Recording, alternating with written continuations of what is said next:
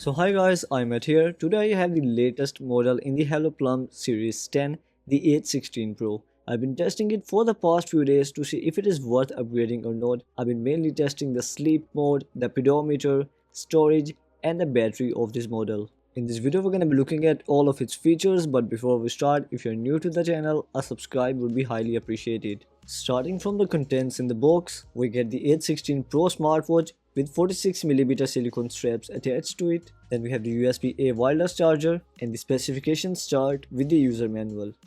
The smartwatch mainly takes inspiration from the Apple Watch Series 10, and it is only available in glossy frame, mainly taking the inspiration from the natural titanium color, and the black version takes the inspiration from the jet black color. The size is 46mm. It is perfectly compatible with the Apple Watch Series 10 accessories, which makes the body even more durable, so it can be used in rough and tough conditions. And not just the straps in the box, the smartwatch is compatible with all of the Apple Watch Series 10 straps, and it works perfectly with the 45, 46 or 49mm Apple Watch straps. With only 35 grams of weight, it feels quite comfortable on the wrist, and here's how it looks like. In my opinion, it's good for someone with an average wrist size or a healthy wrist, but if you are skinny like me, then I would recommend you to go with a 42mm H16 mini that I'm gonna be reviewing later this week. If you also want to use any 22mm straps with your Apple Watch, I would recommend you to buy this accessory, which is a must-have accessory for the Apple Watches. You can find its link in the description box below. Then according to the specifications start, we have a 2.04 inches AMOLED display on top, and the screen resolution is 368 into 448.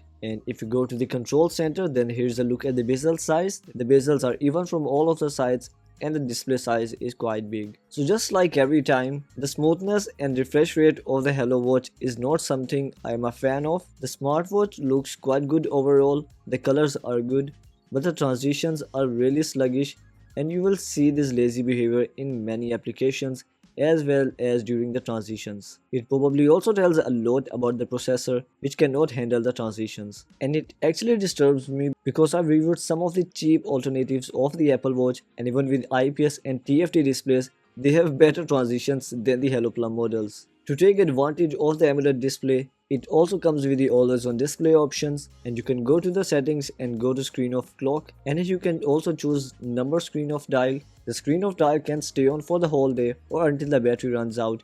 As far as I have checked, with the screen of dial enabled, it can give you around 1.5 to 2 days of battery life. The smartwatch also comes with 1 GB of storage capacity. To take advantage of it, you can add a lot of pictures inside it. I've added almost 100 pictures in it, and it is still letting me add more. You can choose any picture, you can zoom in and zoom out on it, and not just that, you can tap on the share icon and tap on create as wallpaper, and it is going to set that picture as a custom watch face on the home screen. Just like this, you can save many pictures in the smartwatch and use them as a custom watch face whenever you want. You can also add music inside it and then select the local music option, and after that you can play the song stored in the smartwatch. One thing that you will really like is that you can also connect it with wireless earphones and listen to the song stored on the smartwatch directly on the earbuds. After that, you can also record sound directly on the smartwatch, and it also shows live sound waves as you can see here. But one thing that they still haven't fixed is that it cannot save recordings shorter than 5 seconds. You can also manually delete the recordings if you want. We have the ebooks option, using which you can store TXT files inside it. You can also save longer TXT files and then tap like this to move to the next page. I know a lot of you are gonna comment that who would read an ebook on the smartwatch? So you do not need to necessarily read ebooks on it. You can save your grocery lists or your important pins, so you can check them directly on the smartwatch when you are out shopping. So now a major question, how to transfer all of these files? For that, go to general and here go to QR code, or just use the specifications chart and scan this QR code to download the Lever application. Lever application is not available on Android Play Store, so what you can do is you can either use the Lever application APK link given in the description box below. Otherwise, I've also given an alternative application link, the Pubu Wear application. You can also download it from the description box below. So using this application, you can scroll down, and as you can see here, we have the local music option here, and after that, if you scroll further, we have the photos option and the ebooks option, and you can also go to the recording tab and here download the files you have recorded and then you can share it on other applications or save it to the files on your smartphone. You can also take many other advantages from the watch application. For example, we have the dial market here,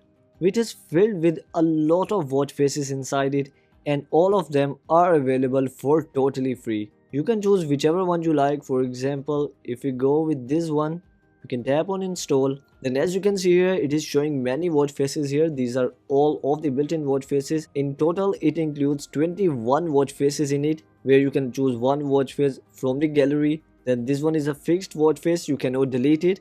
Other than that, you can delete 19 of the watch faces inside it and choose your favorite ones from the dial market. No other smartwatch is giving such option. So you can manually delete whichever one you don't like and then install the ones you like. And if you go to the customize watch face option, then on the custom watch faces, you can also choose pointer dial, and you can also freely move the digital clock on the watch face to match your wallpaper. And H16 Pro is also one of the models which allows customizing the watch faces. For example, if you check out this watch face, you can change the color combination here. And if you check out the next watch face we have, then on this one, you can change the clock style, and not just that, you can also change the complications shown on the watch face. Just like this, many of the watch faces support customization, but do remember, once you restart the smartwatch, all of the changes will be lost and you will have to again customize the watch faces. We have multiple gestures available for it. First of all, we have the raise to wake gesture to turn off the display and to turn it back on.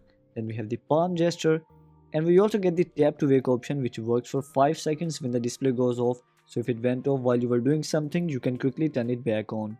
It also comes with the always on display option for the watch faces. For that, in the screen timeout option, use the always on display option. Then even if you use the palm gesture, the screen is not going to turn off and it will continue to stay on the watch face. This is much cooler on this watch face. It works just like the Apple Watch. If you use the palm gesture, it will use the always on display according to the color combination you have selected. So for example, I'm going to tap here and then I'm going to change the color combination. Let's go with this one. So if I use the palm gesture this time, now it will show it in blue color. Now if we talk a bit about the theme, it takes inspiration from the watchOS. So we have the widgets page from bottom to top. You can also access the menu from it.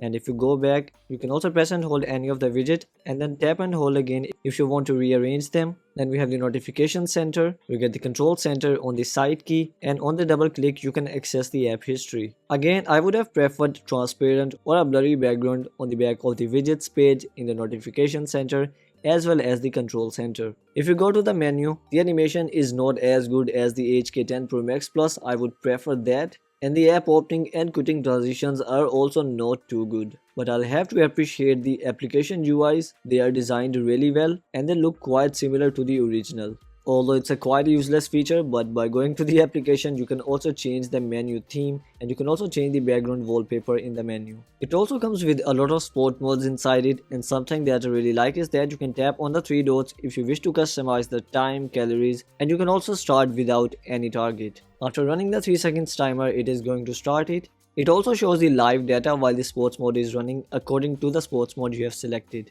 The smartwatch does not come with GPS inside it. By going to the application, you can use the GPS exercise option, and then it is going to use the GPS of your smartphone to track your movement. In my opinion, it is pretty useless because it kills the purpose of having a smartwatch, as you will have to carry your smartphone for the outdoor run. Talking about the pedometer, I'm quite impressed by it. If you go to the pedometer application, it has counted 970 steps for the day. I wore this smartwatch for almost 12 to 13 hours. I took it off at around 1 PM as you can see here. Throughout this time, I had my iPhone 7 in my pocket, and as you can see here, it has counted almost the same number of steps.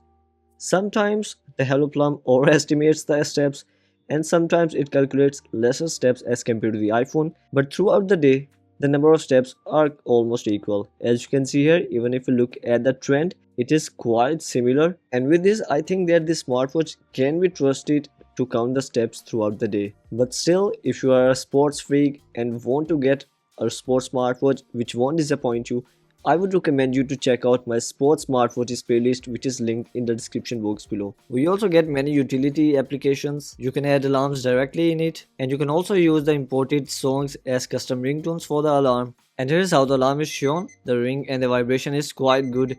and we get the snooze and the close option here. Then we get the timer here. So they still haven't fixed the timer and it only vibrates when the timer ends. I would have really appreciated if they can add the ring option. Here we have the stopwatch application, so you can add as many laps as you want while the stopwatch is running. It also has different interfaces, but unfortunately you still cannot go back while using the stopwatch. Since a lot of you ask, the Liver application can actually connect with the Apple Health or the default health application on your smartphone, but unfortunately it cannot connect with Strava. We also get the compass here.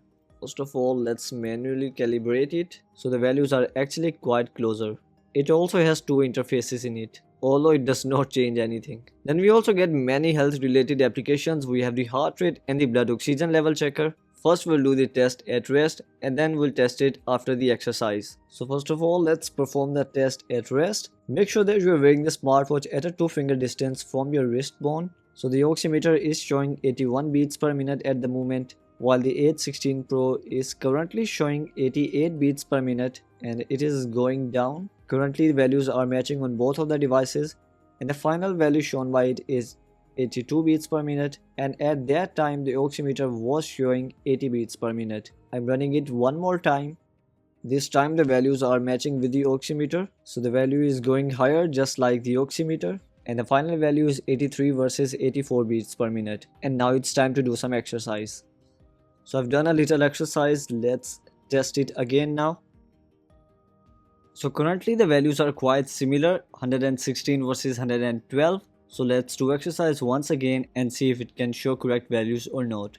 So I'm back again and this time the values are again a bit similar. Let's do a final test. This time the values are completely off. The H16 Pro is showing 80 beats per minute, because of which I am not actually going to trust it. And do remember that I will always recommend you to choose real health gadgets like an oximeter if you have a serious health condition, and do not rely on these smartwatches. The smartwatch also includes sleep tracker inside it, although it has disappointed me a lot.